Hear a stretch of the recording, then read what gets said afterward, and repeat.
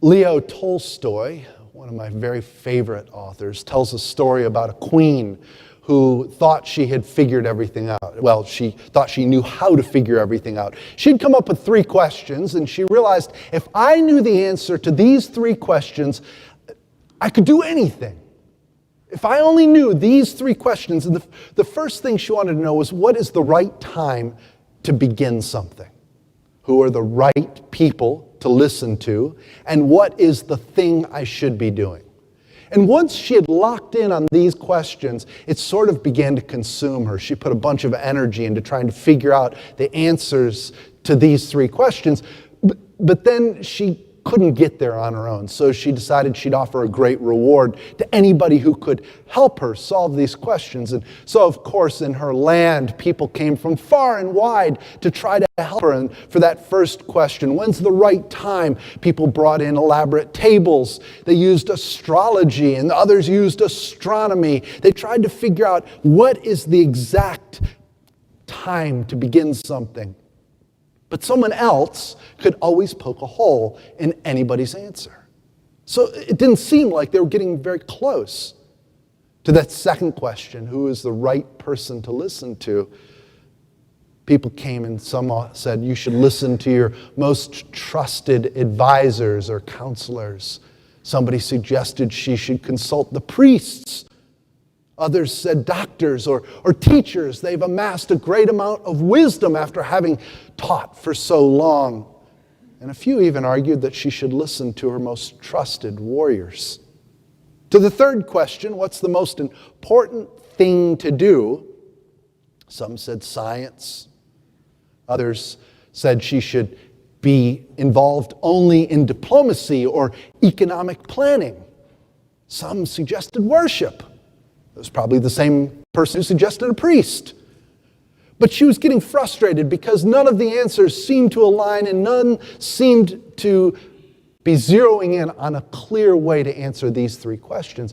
Then she heard about a hermit who lived in a thick forest who had a reputation for being very wise. So she decided to go and visit this hermit.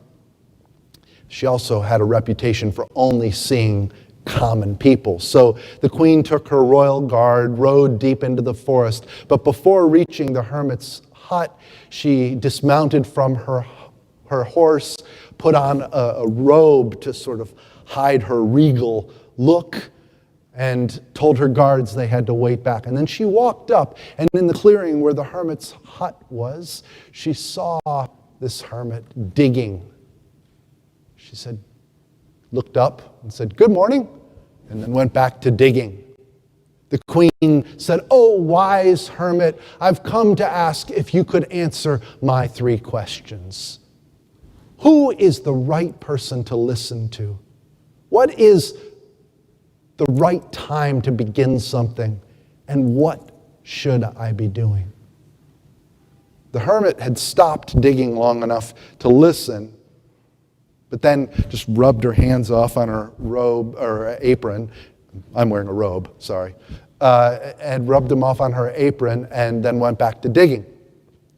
And each time she put her spade in the soil, she sighed deeply. And so the queen said, "You look tired. Why don't you let me take the spade and dig for a while?" "Thanks," said the hermit. She handed her the spade and went and sat down. And after the queen had dug 2 beds, churned the soil up for 2 beds, she stopped again and repeated her questions. The hermit got up and came over and said, "Give me the shovel back, I'll keep digging." She said, No. The queen said, "Let me continue." And she kept working, and she worked for another hour, and then 2, and the sun began to get low beyond the trees. And so finally she said to the hermit, "If you can't answer my questions, please just say so and I'll go." And at that point, the hermit said, "Look, there's someone coming from the tree line. Let's see who it is." The queen turned around, and there was a man who ran out with a bleeding wound in his chest, and he came and he fell right at her feet. The queen and the hermit quickly unfastened the man's clothing and treated the wound. It was a serious gash right in the middle of his chest. And they couldn't stop the bleeding at first, but they kept working and they eventually were able to stop the bleeding. They worked together to lift the man up and take him into the hermit's hut and lay him on her bed. It was now late in the evening, and the queen was so tired from her work in the garden and from helping dress the man's wound that when she sat down in the chair next to the hermit's bed, she just fell sound asleep. The next morning, the sun was coming in through the window, and the queen opened her eyes and realized she had slept through the night, and she saw the man laying there. He was looking back at her, and he said, "Forgive me, Your Majesty." Ooh, she had just been outed. Her disguise apparently didn't work with him. She said, "I don't know you, and I don't have anything to forgive you for." And the man explained, "I've been your sworn enemy for many years. You don't know or don't remember this, but some years ago, your soldiers killed my brother.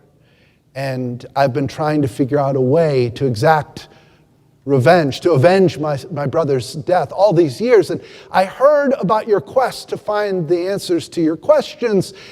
And so I followed when you went into the forest with your guard, and I knew I couldn't overcome your guard.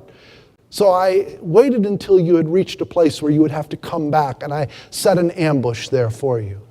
When you didn't come back, I came out to see where you had gone, and your guards, they saw me, and they recognized me. And before I could run away, one of them did catch me with his sword.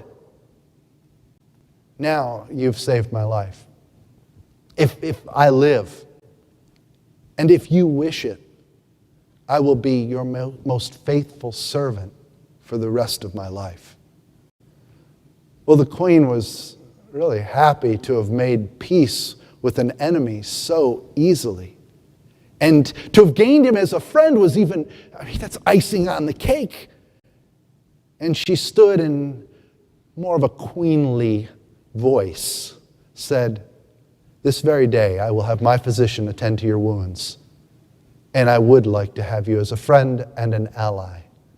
And I will see to it that your property is restored." She went outside and realized that her quest had probably been in vain. And so she saw the hermit now was hunched down on the ground on her little spindly legs, planting seeds in these freshly dug beds. And she just sighed deep and thought, I've come this far. For the last time, is there any chance you're going to answer my questions? Still crouching, the hermit looked up and said, "You've already been answered." The queen said, "What do you mean?" She said, "Don't you see it? If you hadn't pitied my weakness yesterday and hadn't dug these beds for me, but had gone on your way, that man in there would have attacked you and you might be dead this very moment. The most important time was when you were digging those beds, and I was the most important person. To treat me as you would have someone treat you was your most important business.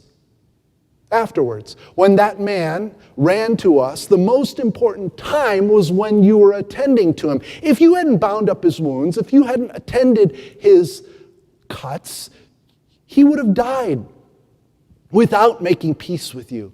He was the most important person, and taking care of him as you would have someone take care of you was your most important business. Remember this. There's only one time that's important, right now. Because that's the only time that you have any power. The most important person is the one you are with. For no one knows whether she will ever have dealings with anyone else. And the most important thing to do is to do that person good. In our epistle lesson this morning in 1 John, we find this emphasis on most important things. In this case, it's Jesus, and the most important time is still now. This is the difference between what's called a realized eschatology and a future eschatology. Eschatology is the combination of two Greek words, logos, which is words or the study of, and eschaton, which is the end. So eschatology is the study of the end times. A future eschatology is this emphasis on the sweet by and by, what we can't see, what we can't experience, what we can't know, what is beyond the horizon. 1 John is all about a realized eschatology. It's a living faith. It's the kind of Jesus you can see, the kind of Jesus you can hear, and the kind of Jesus you can touch. In other words, what we do right now matters a whole lot. It's not about earning our salvation. That's Pelagianism and an ancient heresy condemned by the early church. It's about letting your life speak. It's about letting the faith that is within you show on the outside. There's a divided church in 1 John. That's the point of this lesson. That Johannine community had reached a crossing point where there were different people who saw Jesus in different ways. And some of them were ignoring the present. They were looking ahead to something future, something imagined, something they really couldn't see or experience. So who's the most important person? In 1 John, we see clearly that it's Jesus Christ. If we model his life and our lives, then we, as followers of Christ, prioritize the people who are right in front of us. And in following Jesus, we see that the most important thing is to do that person good. We read about that in the Gospels. Love your neighbor as yourself. Today, we live in a world that is full of divisions. People miss this moment, where we are right now, because of all the distractions. Those things that pull us away, that keep us scattered. They make us lose focus on what is right here, what is in front of us. But when we climb inside of 1 John, we see the importance of now. Just at the end of our reading, it says, God is light, and in him there is no darkness at all. That's in verse 5. In the Gospel of John, the reading that we heard earlier, also in verse 5 of that reading, it says, the light shines in the darkness, and the darkness did not overcome it.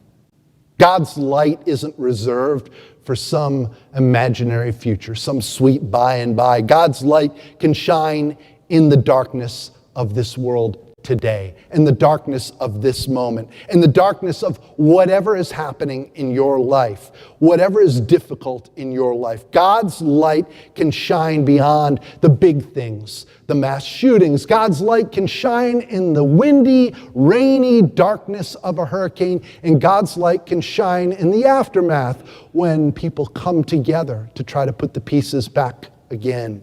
God's voice can speak words of comfort in tragedies, both great and small, the things that we experience that set us back, that push us back, and those big headline events in the world news. No matter what you are individually going through today, God is present. Jesus is the Word made flesh. Following him is something tangible, and it should be evident in our world that we are followers of Christ. So instead of coming to church to be a part of an institution, to be a part of a club that's been around for a whole long time, we're Christ followers. We're Christ followers. That's new, that's fresh every day. We don't need to struggle with the answers like the Queen in Tolstoy's story. We have them. The most important moment is now. And the most important person is the person God puts in front of us. And the most important thing to do is to love our neighbors as ourselves. We can move into this life in Christ, embracing a transformative church, a church that speaks love and comfort, not only to hurricane survivors, not only to people impacted by mass shootings, but to you. To you. To you. To you. to you, to each one of us. The Church of Jesus Christ is the church that means something today and speaks a relevant word today. So, where are you today?